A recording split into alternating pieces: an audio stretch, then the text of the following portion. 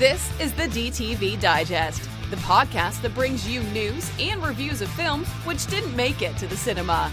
And now, here's your host, Mike Parkin. Hello, everyone, and welcome to the DTV Digest, the podcast which brings you reviews of films which didn't make it to the cinema and instead went straight to DVD, Blu-ray, or streaming media. And this week we've got an action-packed episode. We're going to kick off with PHARAOH'S War, starring Mike Tyson. Then we're going to go to Russia for the Russian raid. Off to France for Sentinelle with Olga Kurylenko, and then we're going to end up with Sas Red Notice, the latest film on Sky Cinema. So without further ado, let's crack on. Our first review then is PHARAOH'S War. A man called Faroon puts together a team of expert fighters in order to raid a warlord's compound where there is a hidden stash of $10 million. However, this is not the real reason for Faroon's mission. The warlord has kidnapped his son and he will get him back at any cost.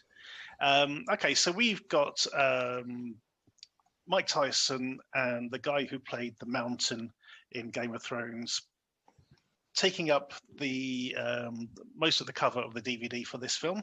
Mm-hmm. And it's pretty safe to assume, looking at the cover, go, oh, so one of these two guys must be called Pharaoh. And it turns out that it's actually a phonetic error. It's not Pharaoh in the film, it's Faroon, as we find out. So there's no Pharaoh at all. But obviously, hey, it's from Egypt. So yeah, Pharaoh makes sense. Well, Isn't Faroon Egyptian for Pharaoh? It may be, but even so. But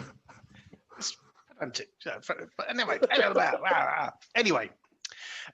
even though the film kicks off with Mike Tyson, his character, I can't remember even what his character's called in this. Rick. Oh, Rick, yeah. Rick, yeah. Okay, so Rick is a mercenary who's helping villagers try and escape a war zone. And unfortunately, the mountain guy turns up and ruins his attempts. Kidnaps this kid who we find out later is the son of Faroon, who was being sort of trafficked with his mother out of the area. It turns out that this woman and her son had been on the run from Faroon for many years, and he's sort of finally caught up with them. So at this point in the film, guys, Faroon isn't looking like the good guy very much. He's looking like the abusive husband who's sort of been stalking his ex-wife across various countries. And he, if I'm right, was he not in prison for 4 years or something? Possibly, yeah. that detail might have. No, I think you're right. I think he'd just got out of prison or something at some point. Yeah. And we're trying to find him. Yeah, but so things aren't looking up at the start of the film. But then we get this nice lengthy putting the team together sequence where we meet these sort of various people. You know, he's going from place to place, meeting people like the Argentinian, and you know the guy who's called, is it called the Rat or something? The guy with the crossbow. Yeah, all this stuff. You know, there's a sort of various characters he sort of tracks down. There's a parkour guy who, you know, bears a passing resemblance to David Bell. And sort of various others, and you know, it's a great little sequence of events, sort of leading up to, we're putting the team together, kind of thing.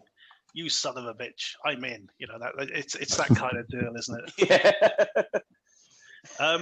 So let's go over to Rich. How did you find this? I liked it for the most part. I think, you know, when you see the cover, you think China Salesman 2. Because it's Mike Tyson again and another guy. So we got the Mountain as Frank, who's the villain of the film. He and basically there's a prologue that introduced, as you were saying, that he's sort of trying to get them out of the country. Mike Tyson's leading them. Frank comes along. They have their little confrontation, and that is the prologue. That's the pre-title part of the film, and then you don't see Mike Tyson again for quite a long time, and you don't see the Mountain for quite a long time either. So, but these guys were previously both in Kickboxer Retaliation, but they didn't share the screen together in that. I think, well, I might be wrong, maybe they did, but the Mountain was kind of like the big bad at the end of the movie in that, and Mike Tyson was it was the guy in prison, wasn't he? He was in prison. Yeah.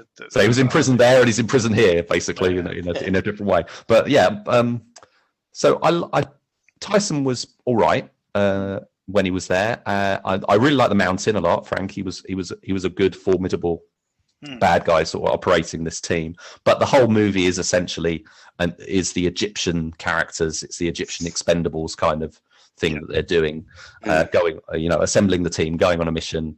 It's cribbing bits of different movies, like you say. There's District 13 in there at the start, so there's a whole there's like a market beatdown sequence at the beginning with the Argentinian, and then there's the parkour chase sequence, which is really good. And the whole film is packed with many action sequences. I mean, it's a 2 hour, probably hour and 40 minutes or something like that, hour and 45 minutes. But there's action through the whole thing. And I did like it for the most part. I was a bit confused at some points with somewhat what was going on, in part because the hero essentially misleads his team. Yeah. Which makes him hard to sympathize with. Yeah, absolutely. Yeah. I know this 10 million quid over there sort of thing. Really great. Which is like wife supposedly buried on her own. Yes, that's right. Yeah, in this person's the bad guy's compound sort of thing. Yeah, and you do get the impression that if you just told them what you wanted them to do, they'd have probably gone with them anyway. Yeah. Exactly. That's the point. He really didn't need to do it. Yeah. It's like Expendables 2, because in Expendables 2, they're avenging. I think it's Liam Hemsworth's death, and they go and they end up in this village where they're talking to the locals and stuff like that. It's exactly the same thing that happens here, except this time it's they go to Beirut. Yeah, I mean, go on, Steve. Sorry. It's basically like Magnificent Seven in a way. It gets the gang together, go to the compound, to the villages, say, look, you come back, we'll sort you out. And that's it. And then the last 45 minutes is just complete and utter total carnage. Where but the good everything's blown. Oh, yeah. Don't go. Yeah. It's, I think there's more deaths in this than there is in Rambo 3. Rambo 4, sorry, should I say. There's that much explosions and people being shot, and it's like you say, he is a bit of a dick. Well, right at the bit that our introduction to him is him slapping his ex-missus around because he tried to sort of escape him with his son. It's like, which I was worried was a feature of Egyptian movies, because a lot of what we've watched we did a whole episode a while ago about Egyptian films. We covered No Surrender, the one which had an extended cameo with Scott Adkins. There was The Cell and Detention Letter, and what we came away from there was that there's a lot of good talent sort of behind the camera, but there is a sort of very questionable sort of sexism and misogynism sort of element to the sort of the narratives they come up with, and this one again, is this sort of very questionable thing about how he treats his ex at the start of the film. He does settle down a bit, but mainly because there's no more women to slap around after a certain point in the film. But his other ex comes with them as well. That's right. Yeah. The one that he jilted at the altar. So it's like, he's a bit of a shit. Yeah, he is. But I mean, I must admit, I thought the Mountain was terrible in this. He's a formidable presence, but I just thought his acting was awful. I really did. When you look at him and he's speaking, he speaks out of his left side of his mouth. It's like he's had a stroke. I wonder if he did or something. I mean, there's a lot of guys who do that. I mean, like Sylvester Stallone that talk out of the side of the mouth. But you do, and I think he's got some sort of not a stroke, but there's some sort of nerve not working or something, which is why he. Well, I wasn't sure if that was a choice within his performance or that. No, I think he's probably just been told to just sort of read his lines and stuff. But yeah, he's not an actor, is he? But he's a presence. Yeah. It's like when they hire wrestlers and whatever to be the Nathan Joneses of the world and stuff. They sometimes get taken into foreign language movies. They're not worried about the delivery because the local audience is not attuned to the English language as the primary language, so they're not that worried. So and plus this guy's from Iceland as well, so he's Icelandic, speaking English in an Egyptian movie. So let's talk about the dialogue in this film. Action wise, this is actually really well done, apart from that whole fight sequence with the Argentinian at the beginning where it was cut so heavily. It was like a punch, cut, block, cut, kick, cut. It's like one movement and then cut to to another angle, which was. And that very self-conscious music with the melodramatic punctuation stings and wailing guitar. I think the main thing that's going to be holding this film back is the dubbing. Yeah, it's a shame. I was hoping it would be subtitled. Yeah, hopefully. Yeah. It'd be nice. It'd be nice if they release a subtitle track with original language track with subtitles.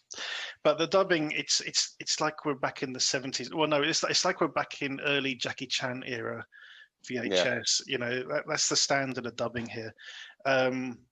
And we've seen other films like this. Well, No Surrender was dubbed, wasn't it? That was dubbed. There's one I covered on my other site called Heroes Never Die from the Ukraine. Mm-hmm. They're all dubbed in a very sort of similar way. Sort of very, I don't know. It's sort of the emotion's not there. You know what I mean? The emotion for the scene. And it's like I wish they'd kept the original language for everyone except the Mountain and Mike Tyson, and dubbed those guys into Egyptian. That would have probably worked better. Mm-hmm. But it just, I mean, Mike Tyson, he's trying, he really is. But listen to me. We just stay on the ground and we'll be fine.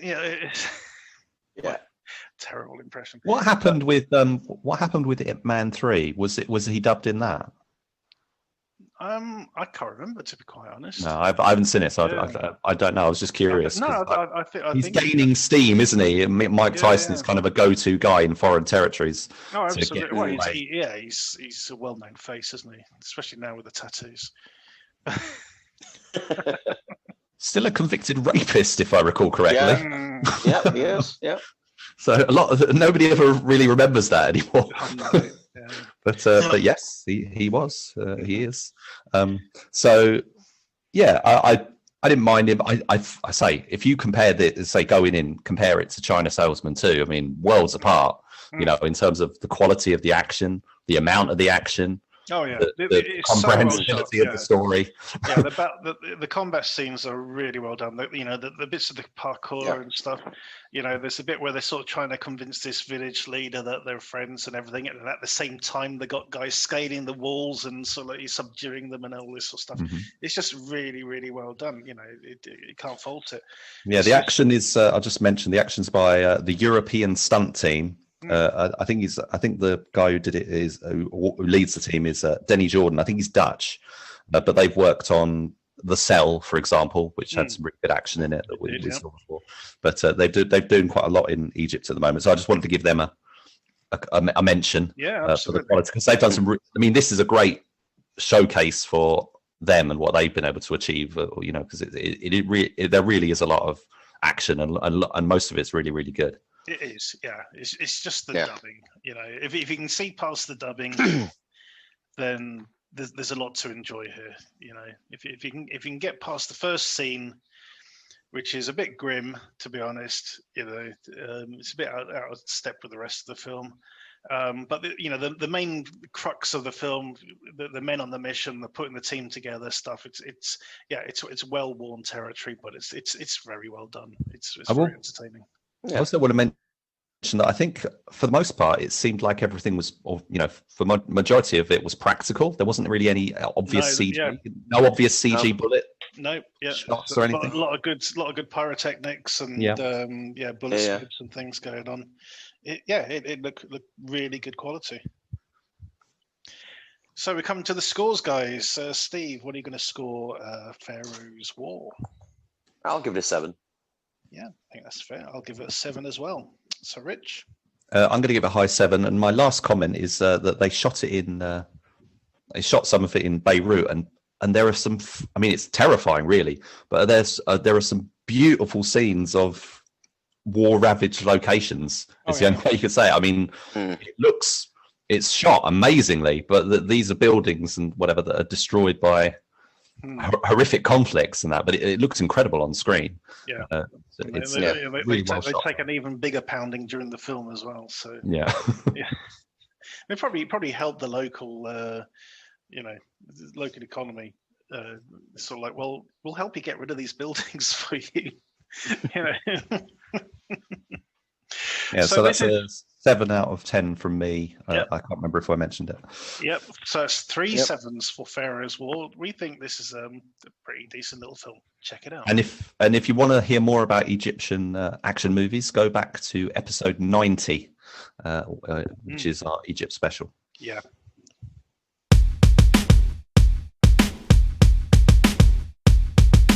Our next review then is Russian Raid. A mercenary called Nikita orchestrates a hostile takeover of a factory run by the local organized crime organization. Working with a couple of corrupt bureaucrats and a gang of thugs, entry into the complex proves to be relatively easy, but getting back out may be a challenge. So there's been a lot of talk, a lot of hyperbole about this film. Oh, it's literally it's the Russian Raid. There's a lot of comparisons to the Ikuwe film, Gareth Evans' film, The Raid, mainly because it's in a building and there's lots of fighting. But for me, this is kind of like the antithesis of The Raid. It's kind of like the opposite. Whereas The Raid was, it was a group of people sort of being whittled down to sort of a plucky hero against sort of, thousands of sort of thugs after him. This one, it's a bunch of thugs who've got the upper hand and are having a whale of a time sort of beating up the security guards until it's not fun anymore, basically. So I'm going to kick this straight over to Steve. Yeah, it baffled me slightly. I mean, is this what hostile takeover is in Russia? Honestly, where you basically just go in. Oh yeah, you go and kick the shit out of everyone and get them to sign the papers over, because possibly it seemed, when they got to the guys, it was like, okay, then right, fair enough, you've done it. We'll sign it. We'll sign it over.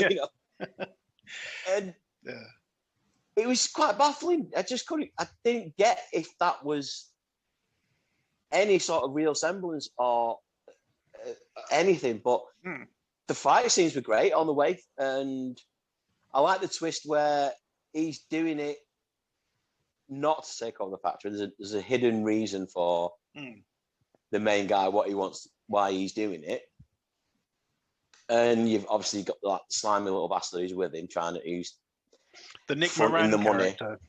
Yeah, exactly. Yeah, definitely. And it's interesting, and the fight scenes were great, and like I say, it's fun up to a point, and then it just kind of changes tack and gets a hell of a lot more serious. And then they become the heroes trying to rescue the hostages that they've just taken. I know, it's weird, isn't it? Yeah, and it throws you. It really does throw you. But no, overall, I did enjoy it. Yeah. Rich, how do you find the Russian Raid? Yeah, I was really looking forward to it, and the fight scenes are really good. I thought, although some of I don't know if it's the way they're shot or the way they're edited, but the way the camera will suddenly turn and or sort of jump in or jump back or whatever. So sort of little stylistic touches they added, which ruined it a little bit for me. But the choreography is really top notch. The guy who's the lead character, Ivan is it Ivan Kotick? Yeah, I think so. Peter. Yeah. I mean, he's got the moves. He's really good. I mean, he's very. You to look at him, you wouldn't think. You know, he's kind of, that he would have these skills and stuff. But you know, there's an introduction thing where he's doing like a handstand press up and stuff, and sort of doing the move, doing his moves against, and also doing some. I think it's like Cossack kind of dancing, kind of thing. As well, like, which he also ties. Must be an absolute pain on the knees, that thing. Yeah, and he ties that in with some of the to some of the fights that he's doing. He ties in the dancing, which is quite interesting. So that stuff's good.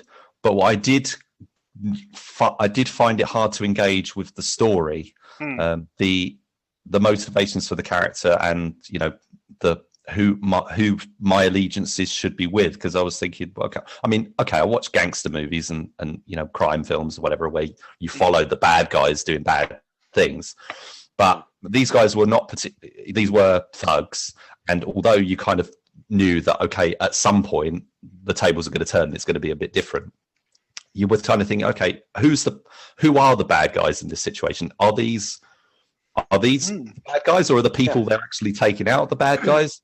And it turns out they're all actually bad guys, I think. But there's another character. There's a lady walking around in a white suit, a bit like in the Columnist that we watched just recently.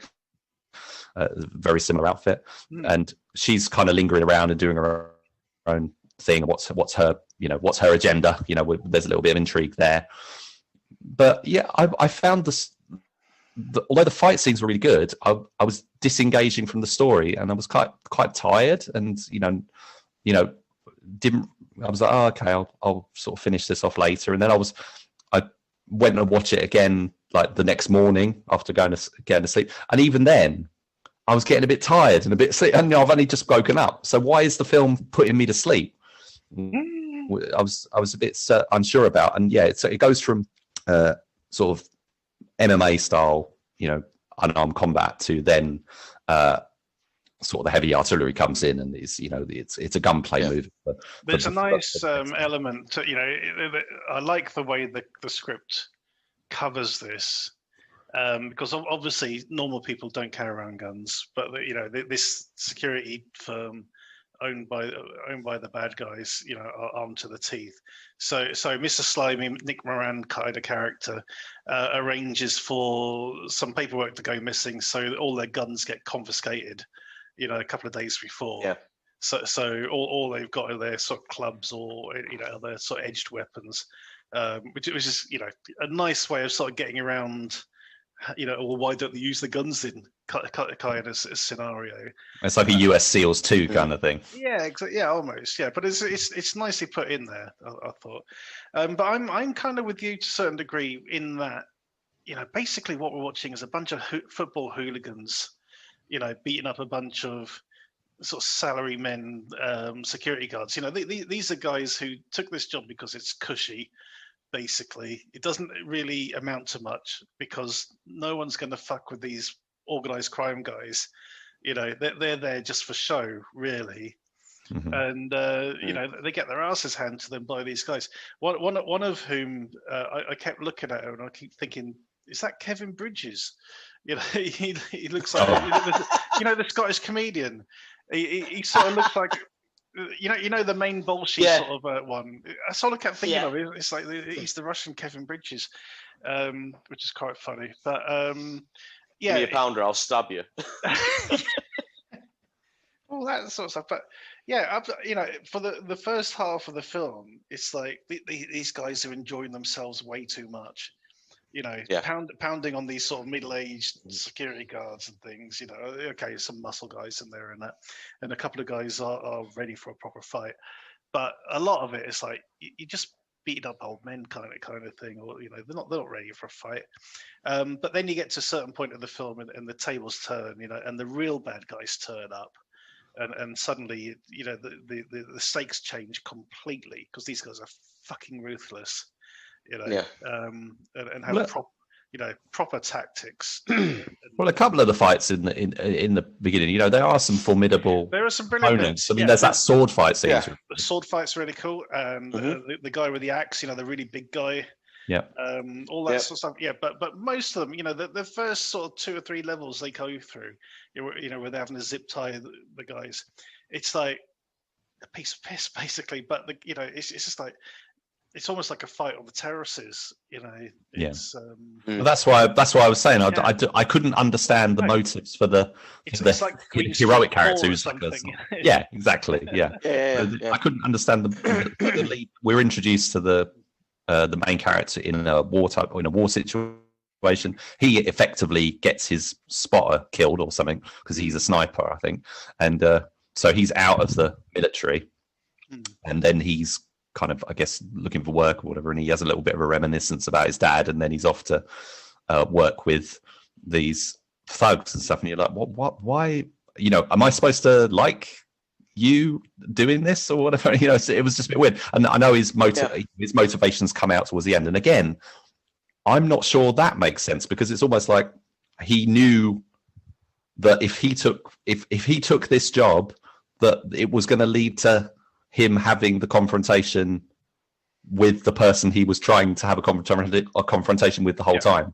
Yeah, exactly. But, because how could you have foreseen that? How would you have been able to plan that? No, I think that is a valid plan.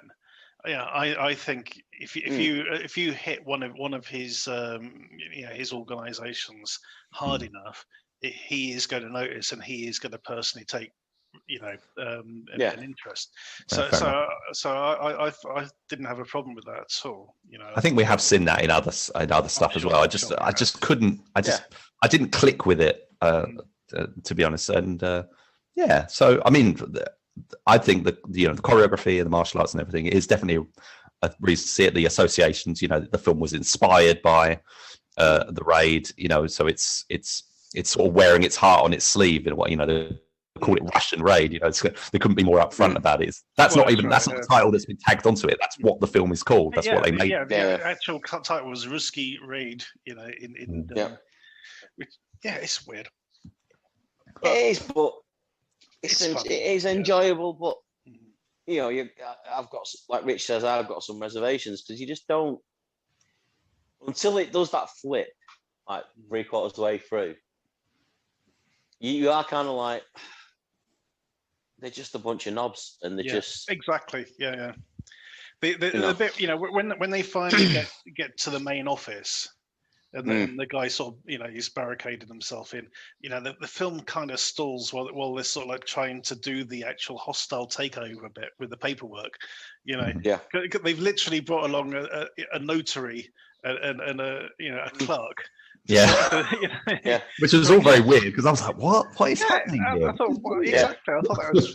thought that was when they're introduced at the beginning, you know, and they sort of go, who are they? I go, that's the notary, and that's the clerk. I'm thinking, is that a euphemism for something? Is that like a code? You know? Are they going to turn out to be badass assassins or something? You know, no, we're here with our emboss, you know, we're going to emboss the paperwork so it's all legal and everything. It's like, Jesus, right? Okay. My favourite scene in the film, actually, which kind of sort of speaks to the sort of the cynicalness of the whole thing, is one of the security guards manages to get away when they're sort of on their way, and he runs into his boss's office. He's going, you know, there's people coming, they're sort of tying everyone up or under attack. And he goes, is anyone dead? He goes, no. He goes, well, don't worry about it then. He's like, what? Yeah. He goes, do you care? It's like, do you care who your boss is at the end of the day? You know, is it this guy? Is it that guy? As long as you get paid, who cares? Which I thought was weird. That's the chief of police who's in on it. Who's in on it? So it's like, oh shit, they got out. I'm gonna have to try and keep this on the down low now.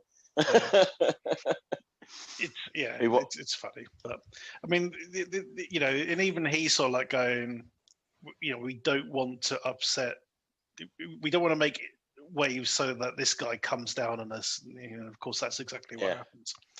But the film does sort of like, you know, it does shift gears by that point. It's no longer, you know, football hooliganism. It's like a proper sort of Spetsnaz trained unit.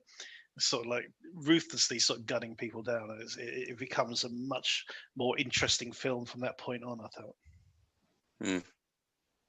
Yeah, I don't know. Which is, for me, it kind of lost me there. I wasn't as I can't remember that much about that part of the film. It's really weird, and I just sort of disengaged. Oh, that's what it by, becomes. by Rambo. that part. That becomes urban Rambo because he's set all these traps and shit, and I thought that was. Yeah, I think. Cool. I'll just give a quick shout out to it's hard to find, but there's a Russian action movie called Hunt for Piranha, which is a bit like he does a bit of a Rambo thing. That's for Piranha. Yeah, because his code name is Piranha. The sort of that's got some questionable sort of sexual politics in the film and stuff. But that's if you ever see it, it's worth a look. I've watched it a couple of times. It's got some quite entertaining sequences. But this guy, Ivan Kotick, is not particularly charismatic as a lead, I didn't think, but he does have the skills in the fight scenes.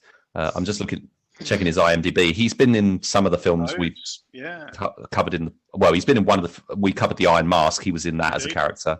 Yep. But I wouldn't recognize him. I'd have to go back and look at these films. I watched Legendary recently, and he was in that as a character called Greg, apparently, but I couldn't say that I recognized him from that. He's pretty far down the cast list in the films he has been in, but usually his characters are named.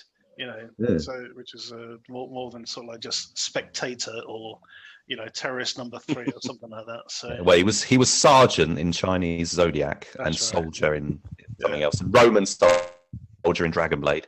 But yeah, he's got. So I'd be interested to see what he and the choreography team and everything from this film do next to where they go, because I think in terms of Russian action movies, although it's kind of been put forward as like this is kind of the breakthrough, this is the big thing from Russia.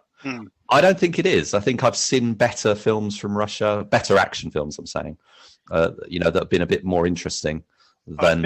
I think this is going to do well, though. The fact that Eureka have picked this up for distribution is quite extraordinary, because that is not the kind of thing that they would normally handle. Yeah, absolutely. The buzz online has been very positive for this. A lot of the websites that I read, a lot of the people I follow on Twitter have been sort of very positive about this. So I got a feeling that when it is, when it does hit the shelves, it's going to do pretty well. And on that note, how are we going to score it, Rich? I'm going to go a 7 again, but it's like a lower 7 than for our first film. I'm also going to go a 7. As I said, I think this sort of stalled in the middle. And the thing about this, and a lot of Russian films in general, is there is this sort of morose atmosphere to them. Mm-hmm. It becomes sort of difficult to enjoy, because just from the cadence and the way they talk and everything. I think I read somewhere that the Russians don't generally smile. No one's going to sort of smile at you, just to sort of say hi, they smile. They think it's a waste of time, and they think it's like, it's just like false. So there is a sort of morose sort of atmosphere that goes with a lot of Russian films, and I think that pervades this one as well. Well, even though there's that girl in it, you think there's going to be like a love interest or something might happen there, but he's very much focused on his mission, and he's not a happy soul, is he? He's kind of all about business. No. So 7 for me, 7 from Rich and Steve. I'll stick with a 7 with you guys as well. I think that's fair. So another 3 7s for Russian Raid.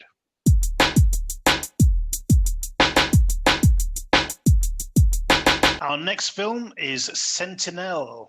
After surviving a traumatic combat mission in Afghanistan, Clara is sent back to France, where she is transferred into the Sentinels, a 10,000-strong task force who patrol the key points of entry into the country. She must not only adjust to the new rules of engagement, but also dealing with her own mental state. However, when her sister is raped, badly beaten, and left for dead on a beach, her focus is purely on vengeance. So this stars Olga Kurylenko and is directed by Julien Leclerc, who did JCVD, I believe. No, The Bouncer. The Bouncer, thank you. Yep, that's the other one. I enjoy this. Now, a lot of people had seen this before me and sort of commented online, and a lot of people have been very down on this film. I didn't mind it, I must admit. I thought this was actually pretty decent. I thought Olga Kurylenko was very good. You know, is this sort of very sort of damaged goods kind of person, sort of you know, dealing with this sort of PTSD of her own. Ended up sort of addicted to painkillers. And refusing to get involved with a psychiatrist like a commanding officer wants, but you know, and then sort of being faced with this this sort of tragedy and trying to deal with it. So yeah, I'm quite on board with this one. Rich, how about you? Yeah, I too had seen some negative reviews, and I did also quite enjoy it. I mean, it's one of those things you go in with certain expectations. I thought it was going to be much more of an action movie than it actually is. I mean, there is action in it, but I definitely put it more in the thriller sort of category, because it's more of a slow burn, and it's not really, there's not really joyful action in it. You know, it's very sort of you know, there's one major scene that takes place, you know, confrontation in a hospital room between Kurylenko and another performer, which is really good. It's a proper throwdown, you know, high stakes fight towards the end of the movie. But the rest of it is there's some gunplay. Oh, there's a bit where she beats up guys in a nightclub toilet stuff. So yeah, there's those bits, but they're kind of punctuation points. It's more of the emphasis is on drama, really. Her character reminded me of, funnily enough, Jean-Claude Van Damme in the film We Die Young, where he's playing a soldier, you know, a former soldier, PTSD, addicted to drugs. He's sort of standing, you know, he's got a dealer that he goes to in that film, in the same way that she ends up going to dealers and stuff. But she's really unstable in this. You know, she's she's having encounters, she's seeing things, and you know, they're, you know, getting flashbacks and causing some quite tense situations where you think she's really going to lose it, and you know, put people's real lives in jeopardy. I don't know if the Sentinel thing is a real thing that was it put in place as a result of the terror attacks a few years ago? I'm not sure. Yeah, so it was formed in 2015 apparently, I think, and it was as a direct result of a terrorist attack that happened in January of that year, I believe. Yeah, so that makes sense, because it's very, it's quite interesting. You're seeing these teams the teams are walking around, you know, fully armed and that, and the people are just not really paying much attention. But you know, it doesn't. They're not like, oh my god, there's someone with a gun or whatever. It's just like, yeah, this is how it is here. Yeah. But I guess that, you know, you get the same if you go to London. You know, you've got the armed police officers, you know, walking around there. You just get used to that kind of thing, I suppose. And so her performance is really good, I think. The sort of the revenge sort of plotting of it, I think, is interestingly handled, because it's a little bit different to what other, you know, we've seen this kind of thing a million times before, and I think it does something interesting with it, with the whole PTSD thing, you know, with her, you know, bending the rules, breaking the rules to, you know, on her. She's very driven, and she doesn't really mind what the consequences are. You know, she's quite interestingly written and portrayed, I think. Yeah. Steve, did you get on with this one?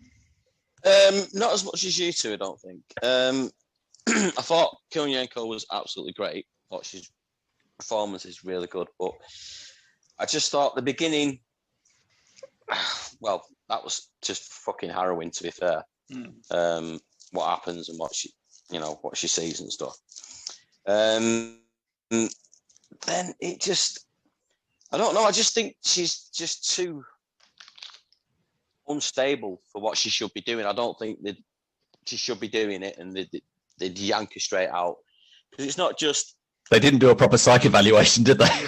It's not so much that. It's the fact that, you know, when she's out on the streets with them and she starts flipping out and stuff, and some of the stuff she does, you'd be just like, no, you're not fit enough to be on the streets. You need take you off, blah blah blah. And also, that when she goes out with her sister and in the nightclub, and obviously she pulls the woman. And again, to me, that didn't really seem necessary because there's no back to that. It's just well, we'll go back to yours and bang, and that's it. Yeah, it's like, so she's a lesbian. Okay, fine. Yeah. It's interesting as well. The fact that she doesn't get any actual training for her new role. It's just like you ship back and then you with the Sentinels now. No one actually sort of. Yes. As I said, my intro, this, the rules of engagement are completely different. The first thing she does is rescue this girl from being beat up by a boyfriend by almost drowning him in the sea. And people have to sort of pull her off. And there's another bit where they go for a coffee on the sort of rooftop terrace of some cafe or something, and she's using a rifle to sort of scope the people below. And it's like, if anyone spotted her doing it, you'd think she was about to be like a lone gunman. Yeah. Active shooter kind of situation. Yeah. That's what I mean. It just little things of it didn't ring true, and it kind of threw me out of the film, to be fair. And then when you find out what actually happens, it's obvious. You can see it coming a mile off, to be fair. But yeah, like Rich was saying, the scene in the hospital, that was cracking. That was amazing. I really enjoyed that scene. It was just brutal as hell. Yeah. It was a proper throwdown, And then the ending, that really pissed me off because it's just tacked on. It reminded me of American Assassin, actually, that last scene. Is American Assassin? The one with Michael Keaton. Yeah. I haven't seen it, but it's got another one. Yeah, it's got a similar sort of ending, kind of, or it's leading into that sort of ending. But but I like the whole bit in Paris. That I thought that was a good thing. And I must admit, I was kind of expecting a bit of a sort of heroic bloodshed kind of ending. I was thinking, is she going to be able to get out of this, or is this a suicide mission? It's just going to be sort of like a war of attrition until she just can't, until she just bleeds out, sort of thing. But so that whole sequence is really good, I thought. Yeah, but this is it's on Netflix at the moment. We enjoyed it a bit more than some of our counterparts have it on other platforms, I believe. But there you go. We gave it a shot, I think. Yeah, I think it's decently made. Interesting. I think you've brought up some really valid points about the lack of thinking through that she should have had some training and whatever for this particular situation. That's because obviously it's completely not addressed at all. She is just thrown into these new situations. So I think that's a valid criticism. The in terms of the director's work, Julien Leclerc he's puts out quite a lot of films, like recently he's like doing one a year or something, and he works on a TV series as well. But I'd really liked Lucas, the Bouncer, and he did some early films like Chrysalis was a sci-fi film, which was quite interesting. I love that film. Yeah. The Assault I didn't like. No, The Assault is rubbish. And it's all shot in blue, which was it's just a horrible. weird sort of colour sort of thing. But Chrysalis is a damn good film. Which again, martial arts sort of fight scenes have been there in his films from then. Really, that's a film that's very sci-fi, but it's punctuated with these fight scenes, isn't it? Which are really well done. And there's a couple of other films that he's done that are on Netflix as well, called Earth and Blood and The Crew, which I haven't seen yet, but I hear good things about them. So I think he's definitely one of the best directors, working with action, coming out of France and that. So this is definitely, if you're interested in, because this is a French movie, Olga Kurylenko speaks French in this and stuff. So if you're interested in French action cinema, I think this is definitely worth a look, even if it's not, it's not 100%. Yeah. It's not very memorable. It's very brief. I mean, a lot of Leclerc's films are like 80 minutes long. So this is over in like 75 minutes. Yeah. Flawed but entertaining, I think, is the word of the day. I'd give it a 7. Yep. Steve? I'll give it a 6. Yeah, I'm gonna join Rich on a 7. Yeah, it's just I don't know if my expectations were tempered by what I'd been reading from other people saying, "Oh, it's crap. I need," people sort of saying, "Oh, switch it off after 20 minutes," or this sort of nonsense. And thinking, well, okay, so I was sort of going into this, expecting the worst. expecting the worst, but no, I thought there's a lot to enjoy here. Yeah, there's a lot of holes. There are a lot of plot holes and things which aren't addressed, sort of papered over. But the action is enjoyable. The acting's pretty decent. So yeah, 7 and a 6 for Sentinelle.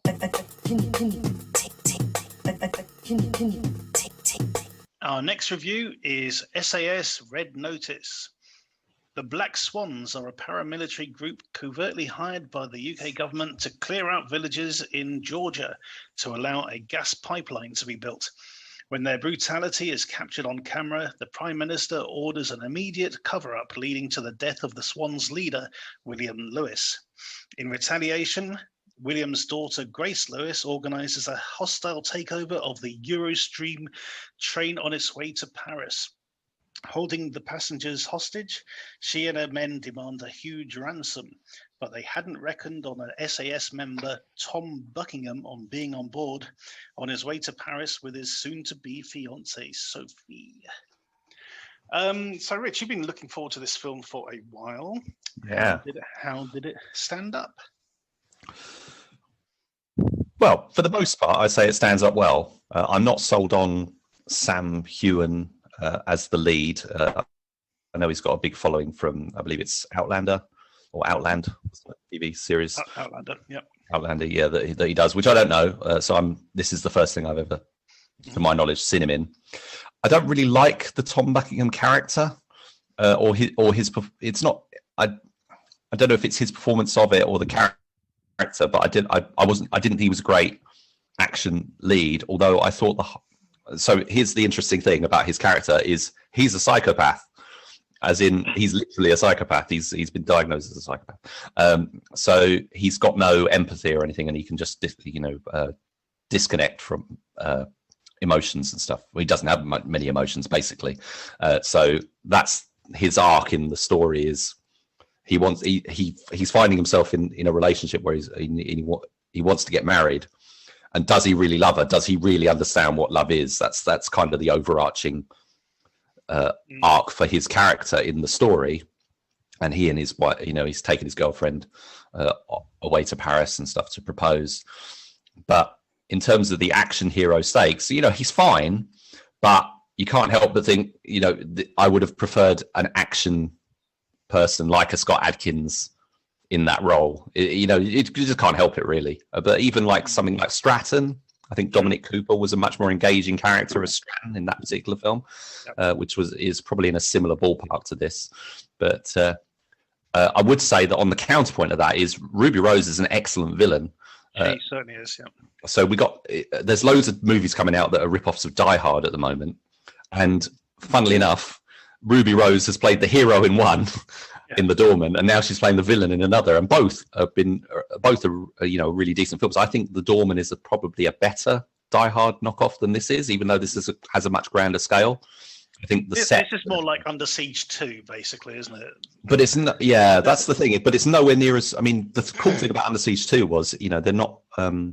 It's on the go. You got the scenery. Mm-hmm. The train sets are really good. Whereas this, you've got the quite expansive opening with all the fields and open, and then you're in the tunnel, and then you're in properly, and the train isn't moving.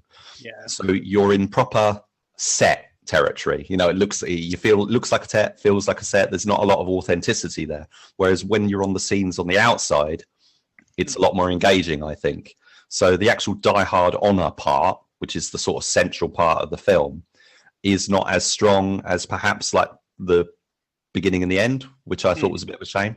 And I also don't like some of the stuff about what happens with the characters, although I think there's some interesting ideas. I think there's too many. It's a bit like with Russian Raid, really. How they're doing this mission. Who are the good guys? Who are the bad guys? Who are we supposed to be rooting for? You're not quite sure. In this case, at least, Tom Buckingham is established as a proper good guy, even though he's sort of hard to relate to one.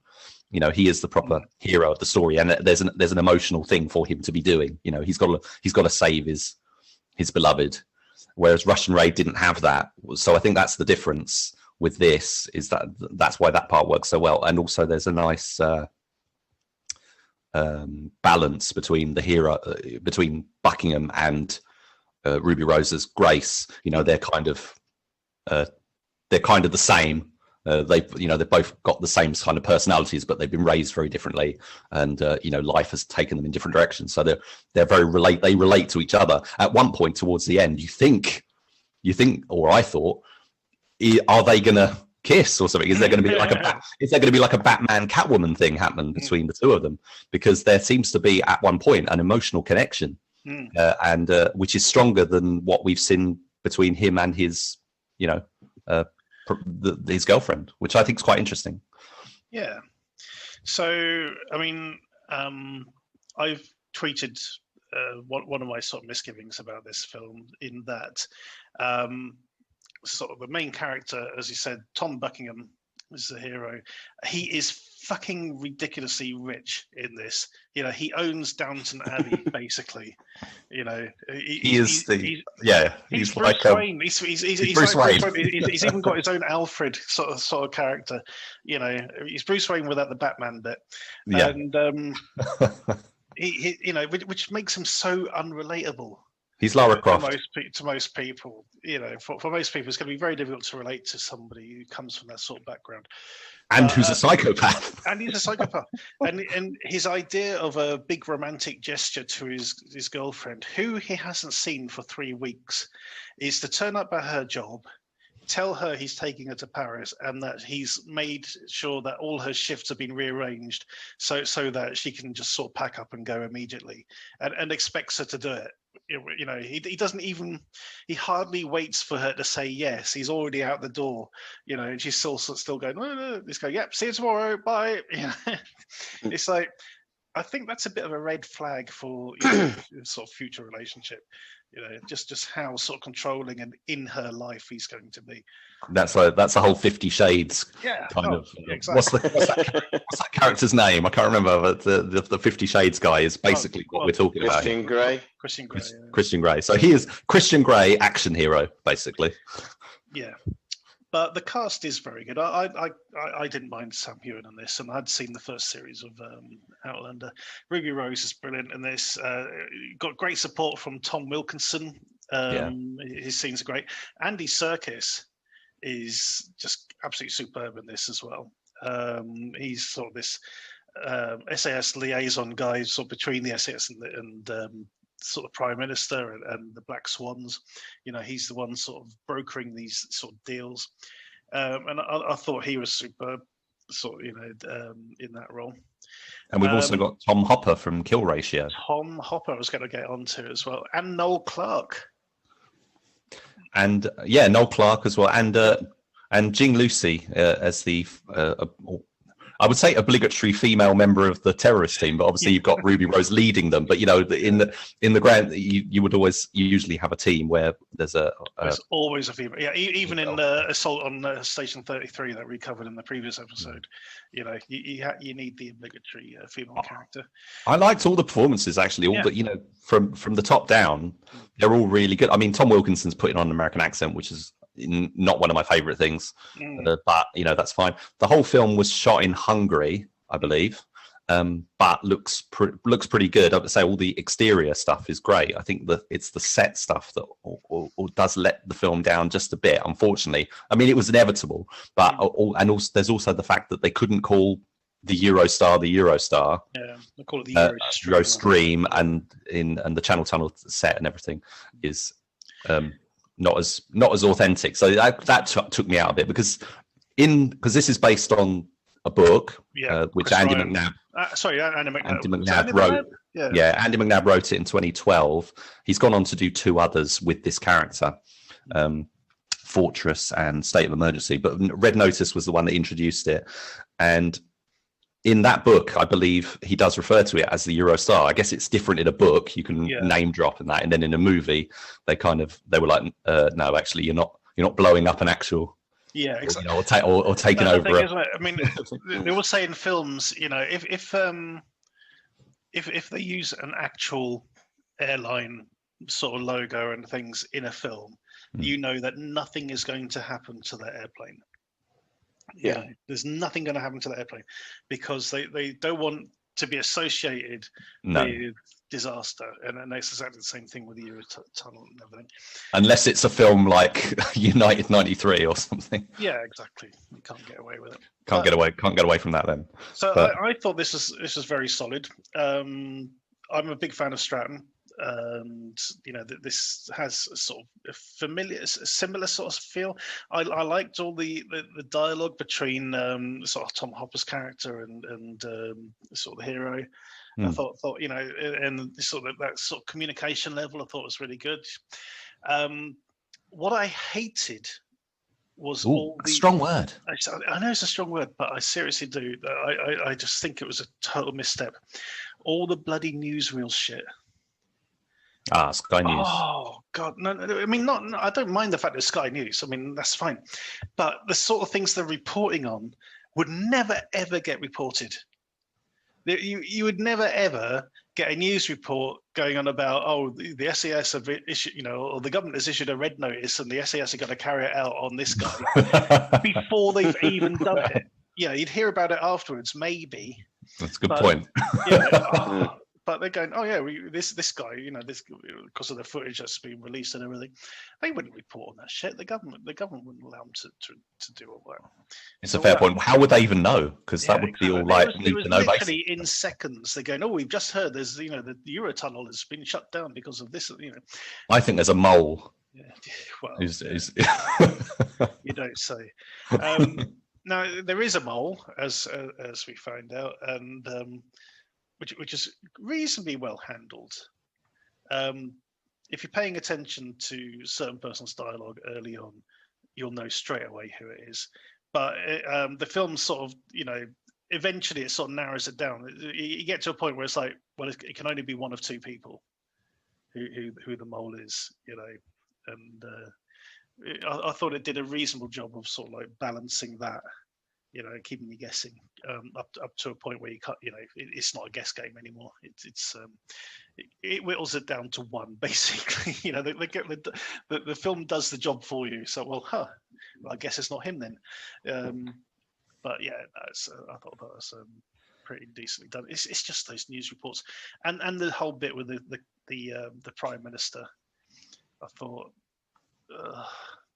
what I did like actually was when the guy from the gas company joined the cabinet. Brit Gas, yeah. when he joined the cabinet meeting, and he just got the impression that, he's more powerful than the Prime Minister at this point. So, but all the stuff in there, all those stupid little news things, even at the end, all the news stuff, you wouldn't hear about this stuff. You just wouldn't. Now, am I right?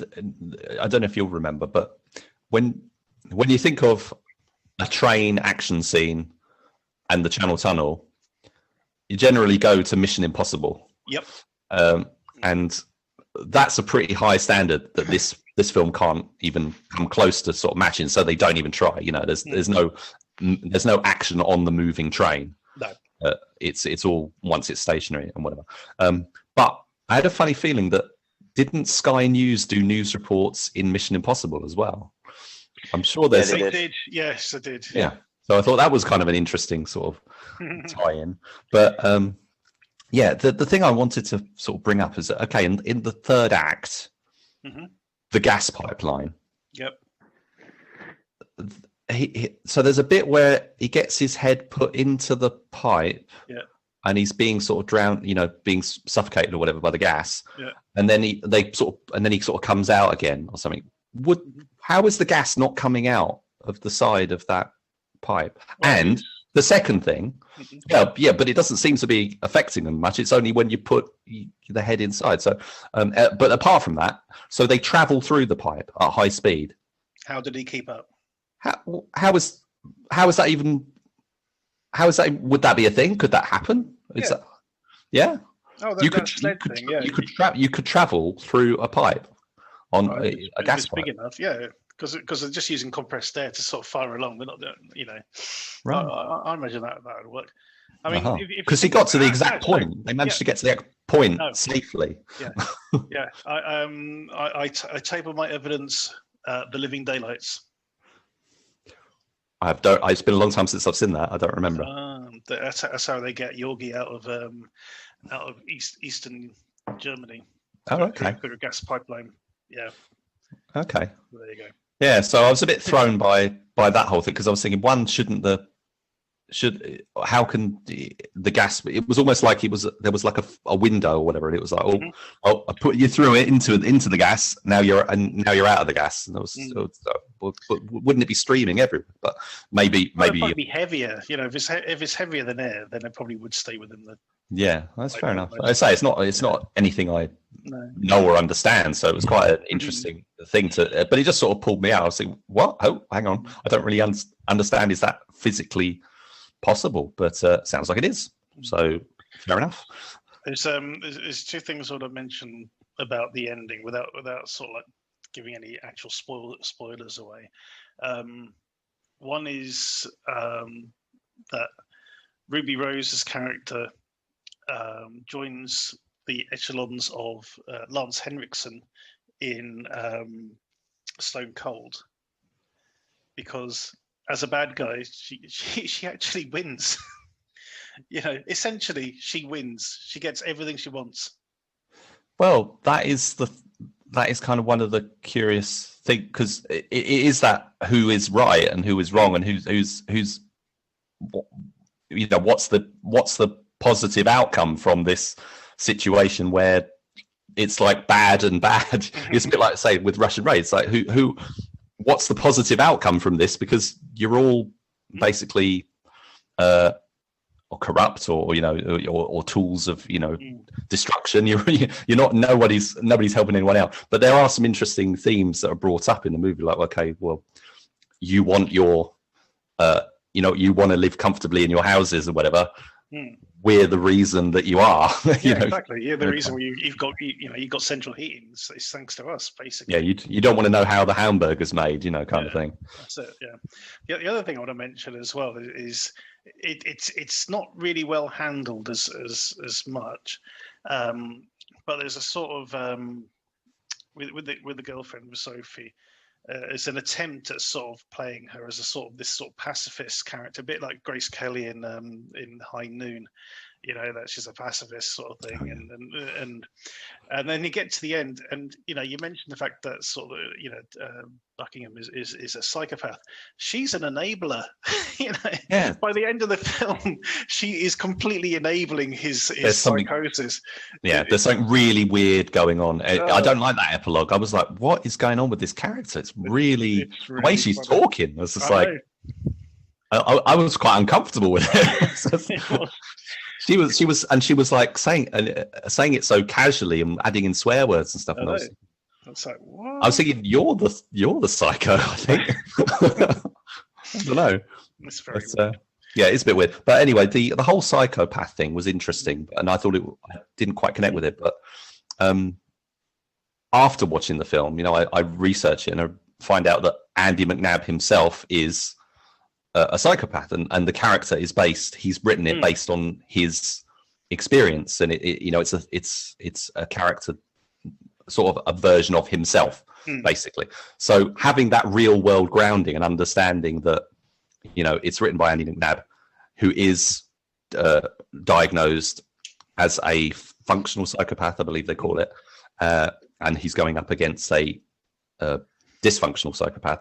That adds a whole other dimension. Actually, that makes me respect the project a lot more, because it seemed quite exploitative, or a weird idea that they've thrown in. But to realize that it's an actual thing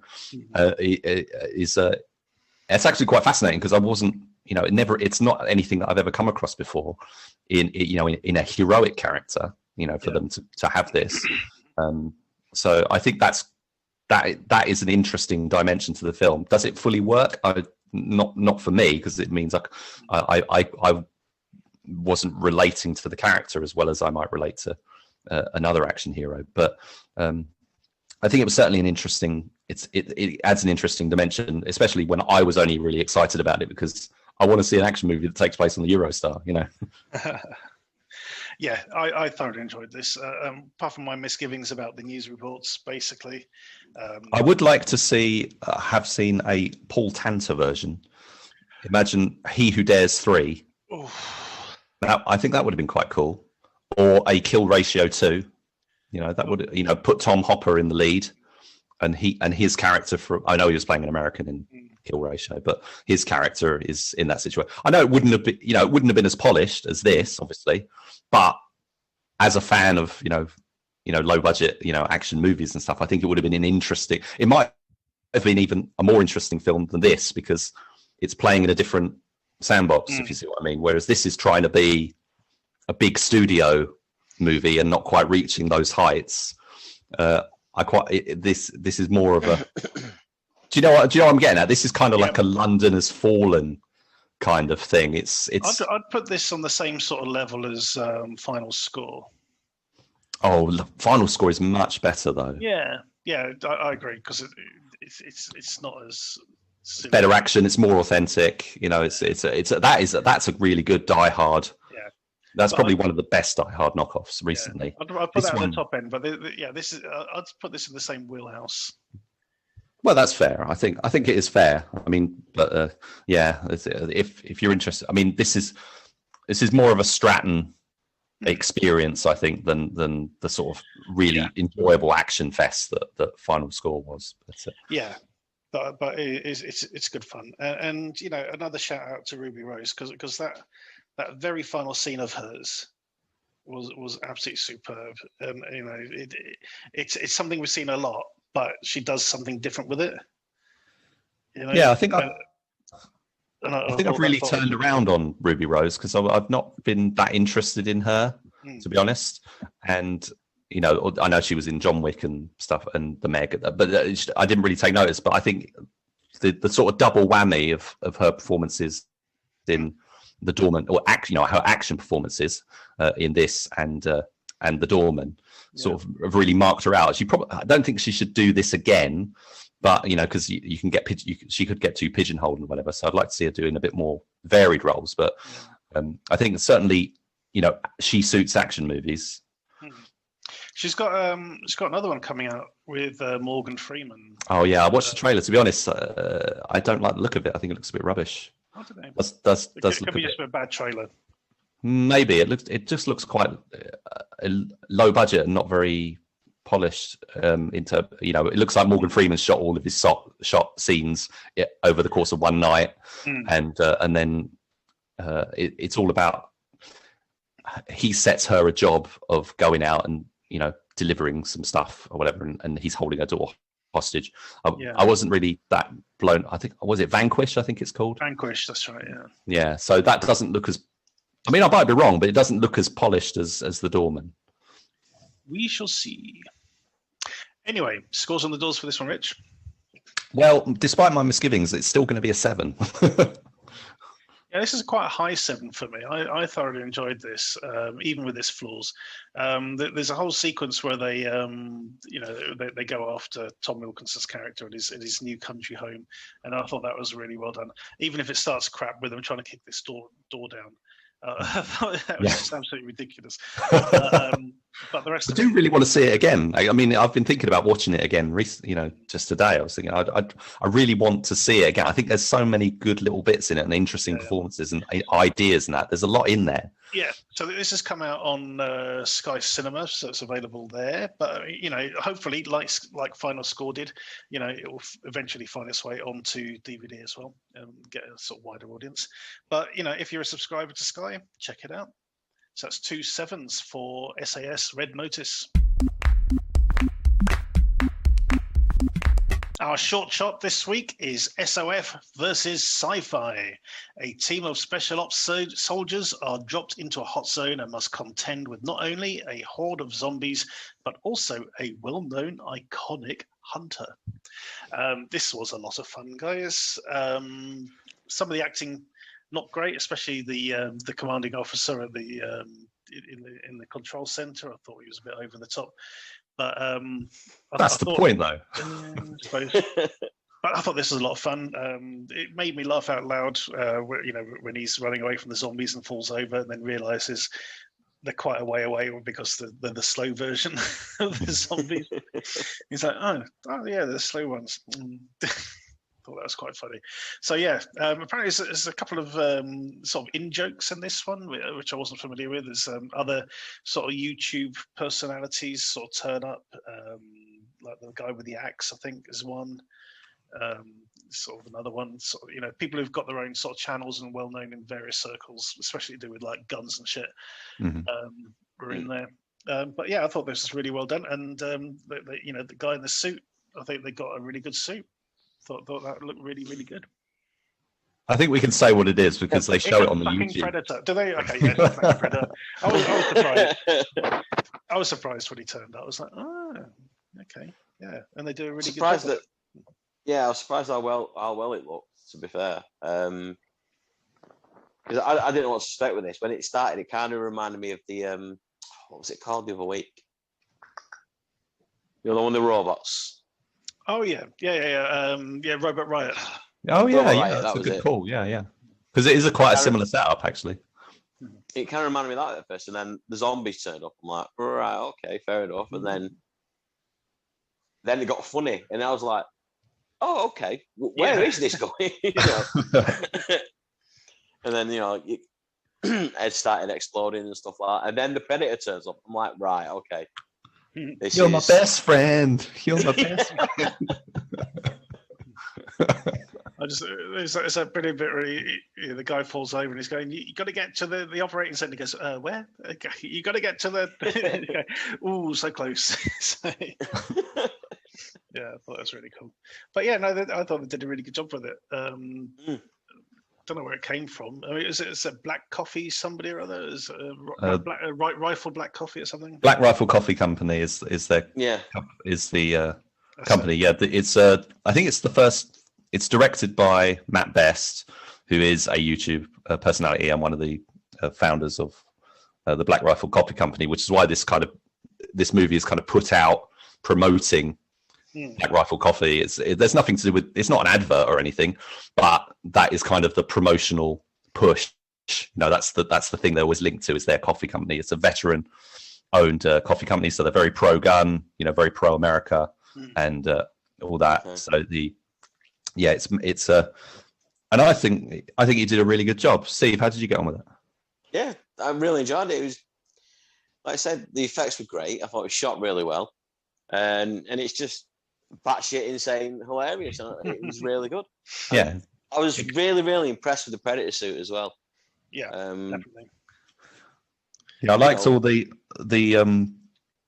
it covers a lot of ground. You don't quite know where it's going to go, so you get the opening scene, and then you've got the woman, the operator, sort of taking the orders and stuff, and you're thinking, oh, hang on a minute, this looks like it's kind of going to be a bit silly from that scene, and then the soldiers are introduced, and they're what is it? You got the assault scene on the zombies, and they put like a landmine on a remote control car and stuff, and the shooting. And as Steve said, the visual effects are really good in it. Yeah. There's the whole thing about the soldier, he's puking up, and they think, oh, he's turned, they're trying to shoot him, and he's like, no, he's just eating too much and stuff. Then he starts eating his puke again. It's like, oh, come on. And then the Predator comes in, and they do the whole Predator thing, which I think worked a lot better than that short film Scorekeeper that we watched over on the Short Shots show. I mean, that was good. Completely different thing. But this was just sort of takes it in a completely different sort of direction. And I just love that whole, you're my best friend, hopping and skipping around with the Predator, having a little adventure and sort of playing with toys together and different things. There's a lot of good ideas. Yeah, there's a good Wayne's World moment as well when they're sitting on the bonnet of the car. Yeah. Got some smoking. Oh shit, you're an alien. That was really funny. I think he's very charismatic. Matt Best, who's that's that guy who's also the director. He was the lead also in a feature film that the guy, not under the Black Rifle Coffee Company, but the same team essentially made a film called Range 15. Oh, which is also about zombies. Soldiers and zombies. It's kind of like, this is almost like a companion piece to that. It does some similar stuff. I mean, that film is a lot more outrageous. I'd say I've thought of it as like a trauma film crossed with Jackass kind of thing. It's got this real in your face, but there's loads of celebrities in it, like William Shatner and Sean Astin, and it's an entertaining watch. But I do think it works better. You know, this kind of 10-minute sketch kind of format. You know, the short film, and it does end with a to be continued kind of thing. I think they want to, you know, do new adventures that tackle different genres and stuff, and they just want to throw different stuff at it. And I think they're a very creative bunch, very talented, and I think it's we've watched a lot of short films already. We're in March as we're recording this, and I think this is probably my top 5 as one of my favorites. It's really, really good. Yeah, definitely. So we'll put the link to this film into the footnotes. Do check it out. Check out their website as well. Their YouTube channel, where they've got some other great stuff as well, including behind the scenes and. There's makeup. Look out for the one where it's like battling over a last cup of coffee scene. A short, you know, again, it's like a short action scene sort of film and whatever. That's really funny as well. Yeah, so check it out. Our D2V throwback this week is Legionnaire. In Marseille in 1925, Alain Lefebvre is an up-and-coming boxer who refuses to take a dive in a rigged fight. Angering the local crime boss, Alain must flee for his life and ends up in a recruitment center for the Foreign Legion. Shipped off to Africa, Alain makes both friends and enemies anew while fighting the local Tuareg warriors. So I think we were chatting before the show, Rich, and I sort of mentioned, my feeling about this film when it came out.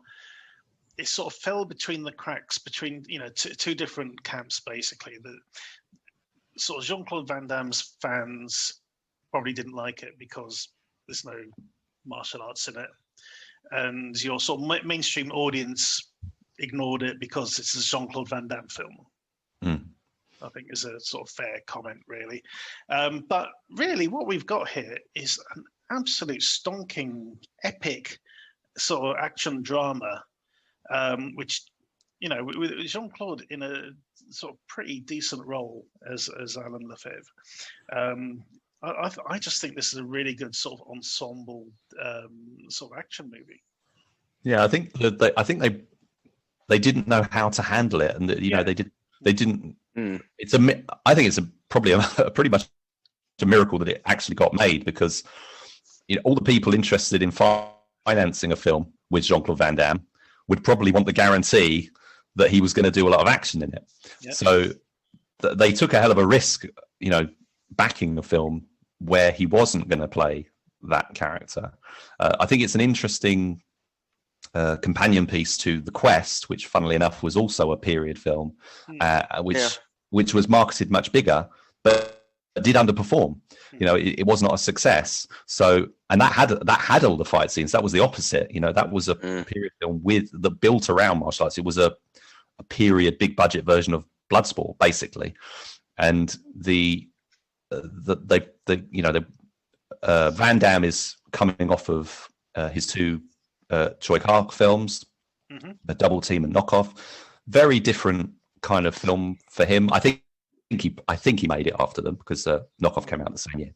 But it was a risk, and it kind of was a key film for him in terms of where his career was going to go.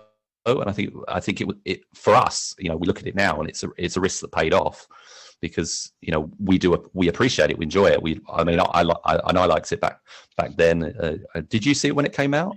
I did, yeah. And I wasn't totally sold on the first half of it, but I thoroughly loved the second half. Where when they get to the fort and everything, I thought it was absolutely superb. Steve, what have you seen this before? Have you got any? No, no. You first time. No, I haven't at all. Yeah, but how did you get on with it? I really enjoyed it. I thought it was really good. Like you say, it is weird not seeing Van Damme throwing the kicks and the punches. It's like Matt was saying. Yeah, it probably would fall between the cracks because it's not your typical Van Damme film. It's not. It kind of more reminded me of like I was saying to Matt before, like an Indiana Jones type style at the beginning. Yeah, a bit of an action romp, and then it kind of changed into like a Full Metal Jacket, type. You got your training, and then you're on the mission type thing. Yeah. Well, that's the other thing is that it's not just the it's the casting and him doing that. It's also, I think, a film that's very much out of time. Yeah. It's not the kind of film people made then, and not really kind of the film that people make now. It's the kind of film from a bygone era. It's an old-fashioned war film. Yeah. Yeah, I mean, you mentioned, when I mentioned I was watching this afternoon, you said, it's the perfect film to watch on a Sunday afternoon. Yeah, it is exactly that thing, that sort of slot that used to get in, the old war films on a sort of BBC Two or something, or BBC One, sort of between songs of praise and match of the day kind of thing. It's, but yeah, it is that sort of, it's classic. It's timeless, really. It is. I agree completely. Yeah. Well, again, you've got an absolutely cracking cast as well. Yep. Yeah. Jim Carter's in there at the beginning, who's from Downton. I know from Downton Abbey now, but I didn't know who he was at the time when I saw it. I'm sat there watching it. I'm like, the titles came up. Jim Carter? No, it can't be like Jim Carter. The next thing, bang, bang. I'm like, shit, it is. It's like, and Stephen Burkoff as well. Yeah. Yeah. That was he's excellent. He's excellent as the sergeant in this. Yeah. Also, you got Nicholas Farrell, who plays sort of key character Macintosh. He's really good in this. He kind of reminds me of Ben Cross in Undisputed 2. Oh yeah. This sort of flawed sort of character. Sort of a lot of pathos to some of the things he in his background. I thought it was really good. Yeah, I thought he's my favourite character and a favourite performance in the film. I think he's perfectly cast, and it's just a really well developed character. He's got a real interesting arc to him. He plays a pivotal part in the story and stuff. There was actually there's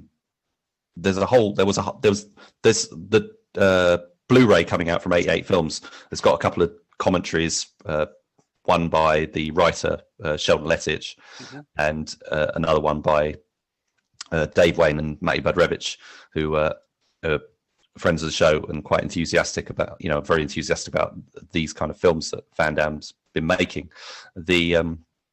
Those commentaries add in a lot of interesting facts and background information. Like, for example, the film originally had a whole other part happens at the end of the story, which for one reason or another, I'm not quite sure. I think I think Sheldon Lettich thought it might be financial, but the where the film ends is not where the film was intended to end. There was a whole part where Alain Lefebvre went back to get his beloved, to get the woman he loves, and that whole arc, that whole story, that Jim Carter as Galgani and everything, that was all supposed to come back. It wasn't something they just at the beginning and think. So it's an incomplete story in that sense. And another thing is there was also an envisaged idea for a sequel, which obviously never happened. But the film's got a lot of it's got a lot of scale. The fort that appears in the movie it wasn't just there. They made it. They made it out of mud brick, and it looks completely authentic. It looks incredible. I'm not surprised they blew the shit out of it. Yeah. I mean, we're talking earlier about how PHARAOH'S War seemed to have a lot of practical effects. I mean, that's exactly what we got here. And on an epic scale as well. The whole attack on the fort is massive. It does have an epic feel to it. It's really cool. Yeah. Another thing I didn't think about until listening to the commentary was Sheldon Lettich originated the project with Van Damme, but they previously done another film where Van Damme played a Legionnaire. Do you remember which one? AWOL. Yeah. AWOL. So in that film he's leaving, and in this one he's joining. And Lettich was pointing out, he said, in quite a few of my movies I have the thing where a couple of guys come after him. And he said, because he did it in this one, he said, I did it in Lionheart, whatever he called it, and it was also in Bloodsport as well. So there's these like themes, there's these like common threads, common themes. So even though it's a very different Van Damme movie, in some ways it's quite formulaic, because you got the story beats are the same. It's just not got the fighting angle. He does play a fighter. He has a fight scene. He's a boxer. So he does have a couple of fight scenes, but it is also like, as you say, sort of boxing sort of style. Yeah, and you get a butt shot as well. You don't get the splits, but you do get the butt shot. Got the butt shot. Also, one thing that did it, the usual trope where the Italian guy pulls out the picture of his missus. He's like, here we go. Yeah, you know what's going to happen. You're dead. Yeah, as soon as he started talking to him at the beginning. Yeah, that sort of poor guy. Yeah, we know. Yeah, that's it. You're gone. Well, it's one of those films that's all about the camaraderie, isn't it? It's about the guys pulling together as a team, and brotherhood and stuff like that. Which you've seen in a lot. Unfortunately, I can't pronounce his name, but the guy who plays Luther. Oh yeah, Adewale. Adewale. Let's leave it there. Adewale. Yeah, because I don't want to murder his name. But he's really good in it, and he has a sort of quite an iconic sort of final scene as well. Where you think he's he's bringing back good news, and it turns out no, he's not. No. But he was really good in this. My favorite. You know Peter McDonald, because obviously this film's got the Moroccan hordes coming to attack them and everything. He kind of did a similar, because he did Rambo 3. Yep. Yeah. Which is obviously all desert set as well. So there's some which, funnily enough, Sheldon Lettich also worked on. But the film is quite similar to that, but obviously not the big action movie that obviously Rambo 3 was. But he does get that scale, and also he apparently ghost directed The Quest as well. So he's a guy who can do epic, really well. But he's not one of those directors you think of. He's not like a big name. He's kind of he flies below the radar. You know what I mean? Yeah. But there's definitely things you can recognize in films that he's worked on, whether in different capacities. Because I think he does a lot of second unit and things. He doesn't often. He's not necessarily always the guy who's got the directed by credit. See, that's the thing about that. This is on the that film, In Search of the Last Action Hero. Mm-hmm. Yes, he was on that. Yes, he was on that because he's talking about Rambo 3. Because I think originally he was hired to be the second unit director, and it was Russell Mulcahy. Yes, who was, the actual director, but he got fired within like days of the start, and all of a sudden, he gets a phone call saying you're it. You're now taking over the project. You mentioned this trope of having like two guys sort of coming after. So in this one, he's run away to the Foreign Legion because he's upset this crime boss because he wouldn't follow the fight against this other boxer. And because he gets his picture in the paper, they figure out where he is, and they send the boxer and this other guy after him. Now, during the fight he had at the beginning, this other boxer turns around to him and goes, "I was paid to take a dive the last time we fought," because he beat him. And he's like really, really angry about it. And then at the end of the film, it's that sort of like, brotherhood, forged in battles sort of thing. So even though there's that sort of animosity, he does sort of turn around to him and goes, "Yeah, I was never paid to take a dive," which I thought was, a nice thing to actually admit to, sort of out of a sign of respect. So yeah, that line was really cool, I thought. Yeah, the whole film's got lots of really good moments. The script is really good. It is. It's beautifully shot. It's the perfect. It's one of those. I think Al Murray did a book called War Films I Watched with My Dad, and this is the kind of film you would imagine. This is the kind of film you would sit down and watch with your dad, kind of thing. It's a Sunday afternoon. Bridge over the River Kwai-ish, kind of any film from that era. It has got a sort of David Lean sort of epic scope to it. Have you ever seen March or Die? Yeah, you have. So how does that compare? Yeah, it does, and and the other stuff like Beau Geste and Carry On, Follow That Camel, all that sort of stuff. It fits that sort that trope for sure. I'm pretty sure there's other ones. I can't remember them. Yeah, it's not particular. The Foreign Legion. It's not covered a lot by movies. I think, like you say, there's been a handful, but that's another thing that sort of adds an interesting dimension to this. Is that it's not your typical World War II, kind of thing. It's very much it's a very different thing. Yeah. And the Foreign Legion is quite an interesting subject, and it engages because you think, so this is it's a very different kind of setup to a war film, but at the same time, it's got all those familiar, conventions and that keep you engaged and interested while, so it's kind of a comfortable viewing experience, even though it's doing things that are different while at the same time doing things very much the same, which is, kind of the crux of, Jean-Claude Van Damme's involvement. He's doing, it's something you're very familiar with, but you're seeing something quite different. And Van Damme did this, and then he did another film called Inferno or Desert Heat afterwards, I think, and they both came out around the same time, which was him also doing more of a dramatic role. That's kind of got some weird comedy and stuff. That's a very different movie in its own right. But I think when Van Damme would return to this sort of less action heavy performances, it wouldn't be, it took a long time, didn't it? Because of how these films weren't really received that well. But I think now we can go back and there's a chance for people to reappraise them. He's been acknowledged for his performances in things like JCVD.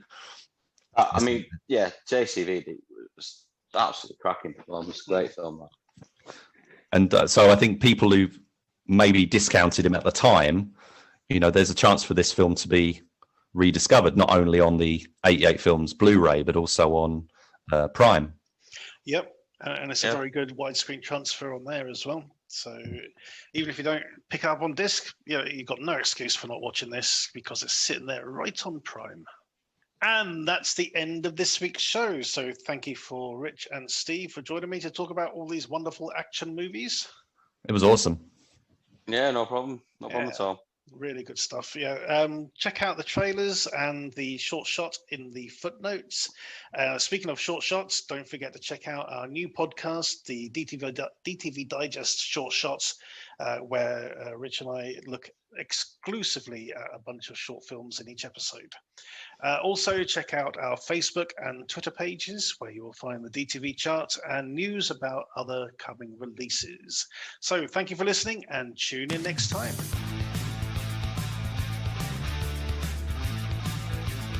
Thank you for listening to the DTV Digest. Let us know your thoughts in the comments and tune in again next time.